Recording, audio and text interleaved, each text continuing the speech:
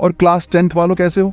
तो बच्चों, आज हम पढ़ने वाले हैं क्लास 10th के फुटप्रिंट्स विदाउट फीट का chapter number 2 the thieves story, जिसे लिखा है रस्किन बॉन्ड ने। बच्चों, इस चैप्टर में दो ही कैरेक्टर हैं। पहला एक चोर जिसकी उम्र सिर्फ 15 साल है, लेकिन वो चोरी करने में बहुत माहिर होता है।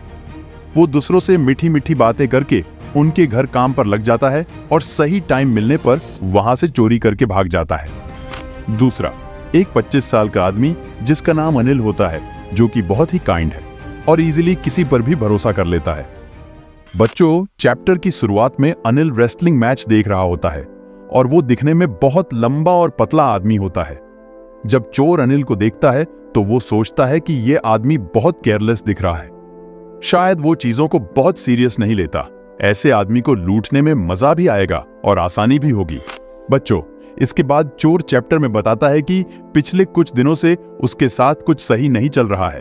उसका लक उसका साथ नहीं दे रहा है, इसीलिए वो अपने मन में सोचता है कि वो इस आदमी का भरोसा जीतकर इसके घर काम करेगा और सही टाइम मिलने पर चोरी करके भाग जाएगा।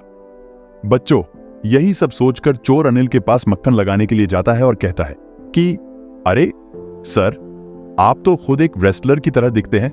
बच्चों, चोर का मानना था कि अगर हम किसी की गलत तारीफ करते हैं तो हमें दोस्ती करने में आसानी होती है, लेकिन बच्चों, अनिल को पता था कि वो उसकी गलत तारीफ कर रहा है, तो वो चोर को उल्टा बोलता है कि हाँ, तू भी तो रेसलर दिख रहा है। जब चोर ने यह सुना तो वो एकदम शॉक्ड हो गया, क्योंकि वो भी दिखने में पतला था।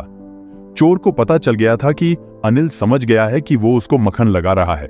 इसके बाद चोर अनिल से कहता है कि हाँ सर, मैं रेसलिंग किया करता था। फिर अनिल चोर से उसका नाम पूछता है। तब चोर अपना नाम हरि सिंह बताता है। बच्चों, चोर का असली नाम हरि सिंह नहीं था। वो हर महीने अपना नाम बदल लेता था ताकि वो पुलिस से और उनसे बच सके जिनके घर उसने पहले ही चोरी कर रखी है। बच्चों, इसके बाद चोर और अनिल रेसलिंग के बारे में बात करते हैं, पर जब चोर के पास और कुछ बात करने को नहीं होता है तो अनिल वहां से जाने लगता है। यह देखकर चोर अनिल का पीछा करने लगता है। जब अनिल उसे देखता है तो वो चोर को हेलो बोलता है। इसके बाद चोर अनिल को एक अच्छी सी स्माइल देता है और कहता है कि मैं तुम्हारे साथ काम करना चाहता हूं। फिर अनिल कहता है कि पर मैं तुम्हें पे नहीं कर सकता, यानी काम के पैसे नहीं दे सकता। बच्चों, यह सुनने के बाद चोर कुछ समय के लिए सोचता है और कहता है कि अच्छा, तो क्या तुम मुझे खाना खिला सकते हो? फिर अनिल चोर से पूछता है कि क्या तुम्हें खाना बनाना आता है? चोर दोबारा से झूठ बोलता है और कहता है कि हाँ, मुझे खाना बनाना आता है। फिर अनिल कहता है कि अगर तुम खाना बना सकते हो तो शायद मैं तुमको खाना खिला भी सकता हूं। बच्चों, इसके बाद अनिल चोर को अपने रूम पर ले जाता है, जो कि जमुना स्वीट नाम के शॉप के ऊपर थी। रूम पर पहुंचने के बाद अनिल चोर से कहता है कि तुम बैल्कनी में सो सकते हो। बच्चों, उस रात चोर अनिल के लिए जो खाना बनाता है वो इतना खराब होता है कि अनिल उसे खुद न खाकर गली के कुत्तों को खिला देता है और चोर को यहां से जाने को कहता है। पर चोर जाता नहीं है, बल्कि अनिल के आसपास ही रहता है। और जब अनिल उसे देखता है तो वो बड़े अजीब तरीके से स्माइल देता है। अनिल जब यह सब देखता है तो उसकी भी हंसी निकल जाती है। इसके बाद अनिल चोर से कहता है कि अगर तुम्हें खाना बनाना नहीं आता तो कोई बात नहीं, मैं तुम्हें सिखा दूंगा। बच्चों, इसके बाद अनिल चोर को बहुत चीजें सिखाता है, जैसे कुकिंग करना, अपना नाम कैसे लिखते हैं, और अनिल चोर से वादा भी करता है कि वो उसे पूरा सेंटेंसेस कैसे लिखते हैं और नंबर कैसे ऐड करते हैं, यह भी सिखा देगा। बच्चों, चोर बताता है कि वो बहुत भाग्यशाली है क्योंकि उसे पढ़ने का मौका मिल रहा है और उसे पता था कि अगर वो एक बार पढ़ना लिखना सीख जाता है तो वो अपने जीवन में कुछ भी पा सकता है। बच्चों, चोर सुबह अनिल के लिए चाय बना देता था। उसके बाद अनिल चाय पीकर ऑफिस चला जाता था। इसके बाद चोर का काम होता था बाजार जाकर दिन के जरूरी सामान लाने का, जहां से चोर जो 1 से 2 रुपए बचते थे वो अनिल को न देकर खुद रख लेता था। अनिल को इसके बारे में पता होता है, पर वो इस बात का बुरा नहीं मानता था। चोर बताता है कि अनिल बहुत अजीब तरीके से पैसे कमाता था। वो एक हफ्ते पैसे दूसरों से उधार लेता था और दूसरे हफ्ते उसे लौटा देता था। अनिल बस चेक का इंतजार करता था और जैसे ही उसे चेक मिलता वो सेलिब्रेट करता था।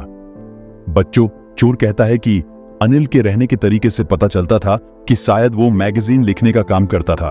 बच्चों, एक दिन इवनिंग में अनिल नोटों का बंडल लेकर आता है और चोर को बताता है कि उसने अभी एक बुक पब्लिशर को बेचा है जिससे उसे इतने सारे पैसे मिले हैं। रात को चोर अनिल को पैसे बिस्तर के नीचे रखते हुए देखता है तो वो सोचता है कि मैं अनिल के लिए लगभग 1 महीने से काम कर रहा हूं, पर मैंने शॉपिंग करते समय छोटे मोटे चोरी के अलावा कुछ बड़ा हाथ नहीं मारा है।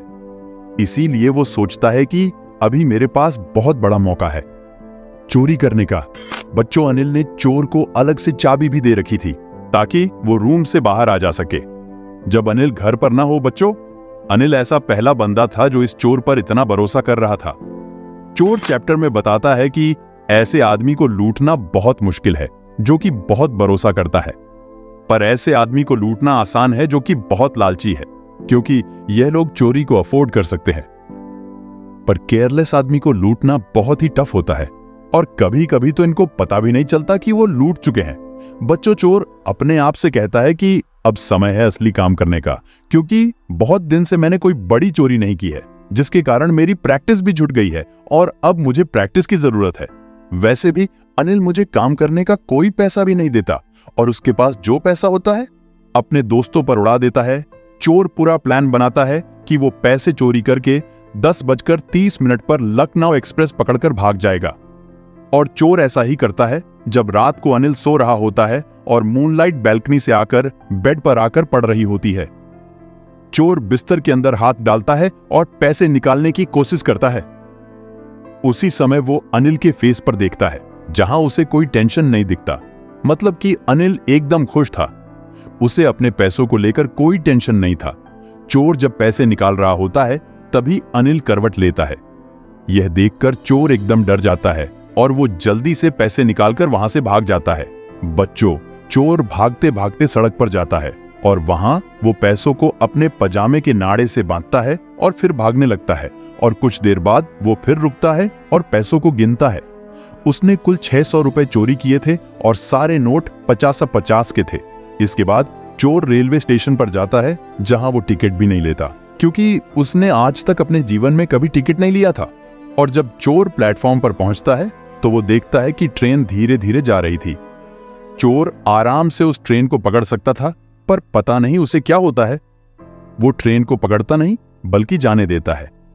जब ट्रेन चली जाती है तो वो पूरे स्टेशन पर अकेला होता है। वहां आसपास और कोई नहीं होता है। चोर सोचता है कि रात हो रही है, अब मैं कहां जाऊं?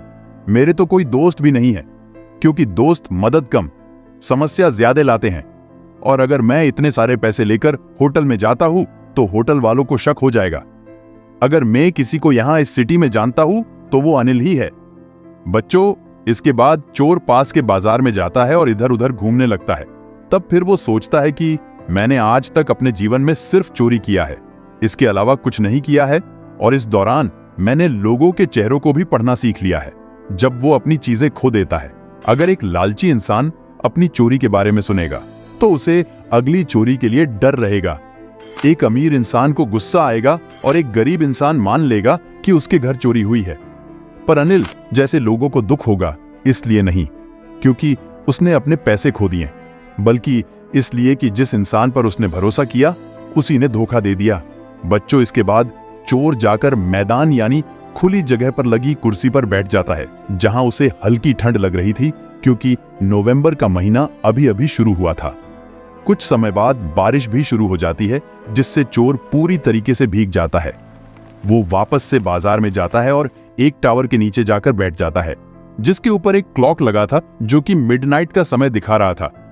इसके बाद चोर दोबारा से पैसे निकालता है और देखता है कि सारे नोट भीग चुके थे। बारिश के कारण वो सोचता है कि अनिल मुझे 2-3 रुपए दिया करता था सिनेमा देखने के लिए और अब मेरे पास उसके सारे पैसे हैं। न तो मुझे अब उसके लिए खाना बनाना पड़ेगा और ना ही अब मुझे होल सेंटेंस सीखने को मिलेगा। बच्चों, मतलब कि चोर को अंदर से बहुत बुरा लग रहा था। वो सोचता है कि अगर मैं एक बार पढ़ना लिखना सीख जाता हूं तो मैं एक दिन में 100 रुपए से ज्यादा भी कमा सकता हूं। और वैसे भी किसी के घर चोरी करना आसान काम है, पर किसी से रिस्पेक्ट पाना और एक बुद्धिमान आदमी बनना बहुत कठिन काम है। और बच्चों, यही सब सोचकर चोर अनिल के पास वापस जाता है और डरते डरते वो पैसों को दोबारा से बिस्तर के नीचे रख देता है और जाकर सो जाता है। सुबह जब चोर उठता है तो वो देखता है कि अनिल पहले से उठा था और उसने चाय भी बना ली थी। इसके बाद अनिल चोर के पास आता है और चोर को 50 रुपए देते हुए कहता है कि अब से तुमको तुम्हारे काम के लिए पैसे मिलेंगे, और हाँ, आज से हम होल सेंटेंस को भी लिखना सीखेंगे। बच्चों, जब चोर अपने हाथ में पैसे लेता है तो वो देखता है कि वो नोट अभी भी भीगी हुई थी और उसे लगता है कि शायद अनिल को यह पता चल गया है उसने पैसे चुराए थे, पर फिर भी अनिल अपने आप को ऐसा दिखा रहा है कि कुछ हुआ ही नहीं है। चोर एक बार दोबारा से अनिल की तरफ देखता है और एक अच्छी सी स्माइल देता है और वो चैप्टर में बताता है कि इस बार वाली स्माइल कोई फेक नहीं थी बल्कि रियल थी। बच्चों, इसके बाद ये चैप्टर यही खत्म हो जाता है। अगर आपको समझ में आया हो तो सब्सक्राइब कर देना, और अगर आपको और क्लास 10th के चैप्टर देखने हैं तो आप यहाँ क्लिक भी कर सकते हैं।